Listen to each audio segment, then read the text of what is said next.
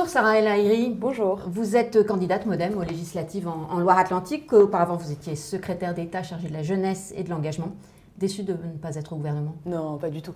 Alors, il y a toujours une émotion, je ne vais pas vous mentir. Le jour où tu fais une passation, il y a quelque chose qui se termine. Après, c'était la fin du quinquennat. J'ai eu la grande chance de faire le service civique européen, le service civique écologique, le service national universel qui va accompagner toute une jeunesse. Non, plutôt la sensation, en tout cas le sentiment du devoir accompli. En tout cas, une boucle a été bouclée. Et là, j'ai le plaisir d'avoir la confiance du président de la République pour faire campagne. Alors, le précédent gouvernement, il comptait 5 ministres MoDem. Il n'y en a plus que 2. Marc Fesneau et la secrétaire d'État chargée de la mer, Justine Bénin. Le MoDem a été mal servi. Vous savez, François Bayrou l'a dit lui-même, on n'est pas dans la culture ni de la tambouille, ni du chantage. C'est pas notre manière d'être, c'est pas notre manière de faire.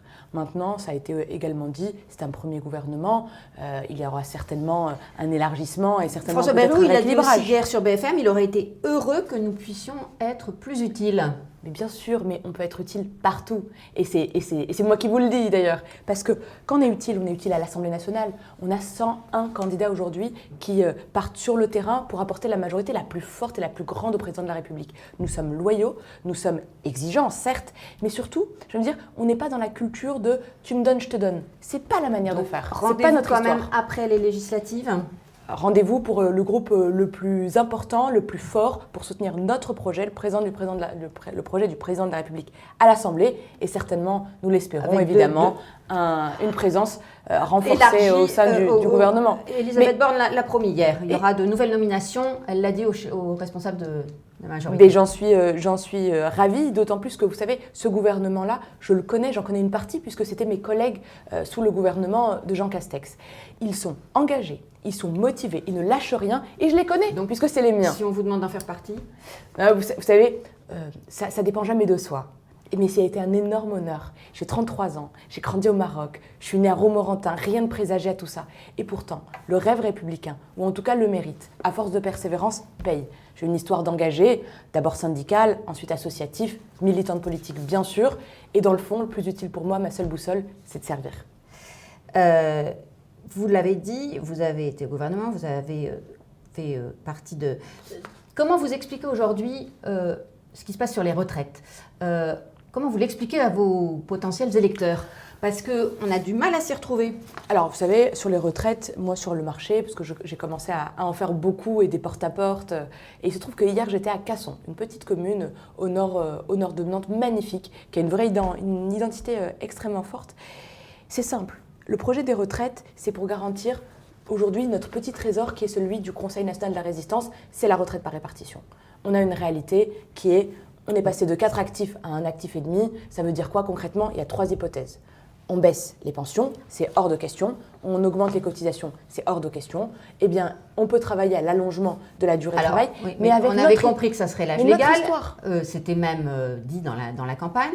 Et maintenant, on parle d'allongement de la durée de cotisation. Où est la vérité? Eh bien, la vérité, elle serait dans le dialogue social. Je vous l'ai dit, je suis une ancienne responsable syndicale au sein de la CFTC. Le dialogue social, c'est pas une paille, c'est même la garantie et la nécessité qu'un projet comme celui-là crée l'adhésion du pays. Et vous savez, François Bayrou l'a dit lui-même. S'il faut aller jusqu'au référendum, on ira jusqu'au référendum. Mais on le sait, sur une réforme difficile, c'est tout de suite qu'il faut y aller. C'est pas tergiversé. C'est ni tergiversé, ni considérer qu'on n'ira pas tout de suite. C'est à partir de septembre, ça a été rappelé par Olivier Dussopt dès hier, mais surtout, il faut aller chercher la réforme la plus juste possible. Et pour ça, eh bien oui, il faut prendre le temps de la concertation avec les organes syndicaux, avec les parties prenantes. Il y a la question du chômage des seniors, il y a la question de la rémunération des fins de carrière, il y a la question des aidants, il y a la question aussi de la pénibilité. Mais vous savez, moi je crois que oui, s'il faut prendre quelques mois, mais le message, il est dans la méthode.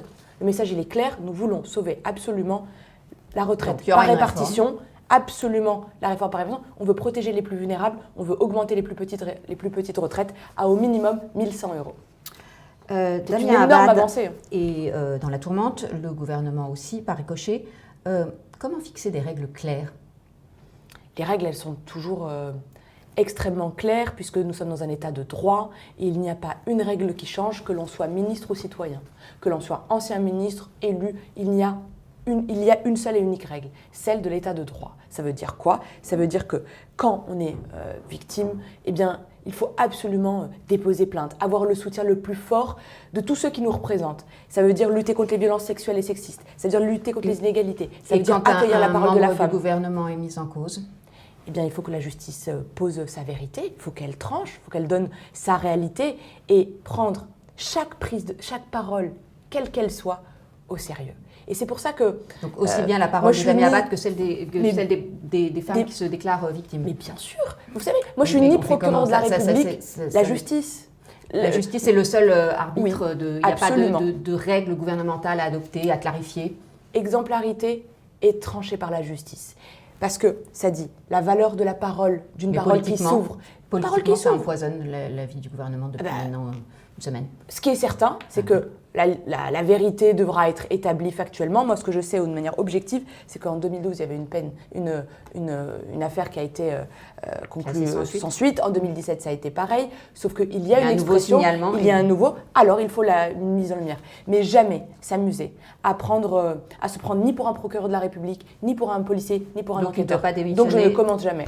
Donc il ne doit pas démissionner pour le moment. Moi je pense que la justice devra mettre en lumière. Et d'ailleurs, Elisabeth Borne a été assez claire. Elle a dit, si la justice est saisie, s'il y a des informations nouvelles, alors on en tirera toutes les conséquences. Le préfet de l'Isère a fait un référé contre l'autorisation du burkini à Grenoble. Il est examiné aujourd'hui par le tribunal administratif. Les maires demandent une clarification aussi. L'Association des maires de France s'est prononcée. Comment faire ? Moi, je crois que, en tout cas, vous savez, je suis conseillère municipale à Nantes. Et si demain, une proposition comme ça arrivait dans mon conseil municipal, je voterais absolument contre. Je considère que le burkini n'est ni émancipateur, ni une avancée dans notre pays. Je crois qu'au contraire, il n'a pas sa place au sein de nos piscines municipales ou sur nos plages. Maintenant, j'ai hâte d'avoir cet arrêté, même si j'ai une position très claire. Je l'espère, il sera pour l'interdiction du burkini et des arrêtés de ce type-là. C'est pas si simple. Ce n'est pas si simple, puisque la question qui se pose, pour être encore plus explicite, parce que j'ai beaucoup travaillé. travaillé... Est-ce qu'il faut être sur l'hygiène et la sécurité? Est-ce qu'il faut être sur une question de principe, de vivre ensemble, de comment... Ce sont les juristes qui poseront l'écriture, on va dire, étayée, plus légale. Moi, ce que je sais, et fondamentalement ce que je crois, c'est qu'il ne faut pas aller mettre des coups de canif dans des équilibres d'égalité entre les hommes et les femmes. Et je considère que le burkini, aujourd'hui, c'est un recul pour le droit des femmes. C'est une instrumentalisation politique aussi?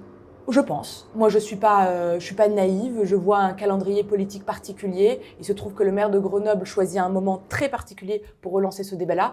Je trouve que ça fracture, ça ne crée pas d'unité dans le pays, alors même que nous avons besoin de nouveaux progrès, nous avons besoin d'apaisement, nous avons besoin de dialogue, nous avons besoin de rassemblement, et c'est certainement pas en allant créer la polémique qu'on y arrive. Vous êtes effectivement une fervente défenseur de la laïcité, vous avez travaillé avec Jean-Michel Blanquer.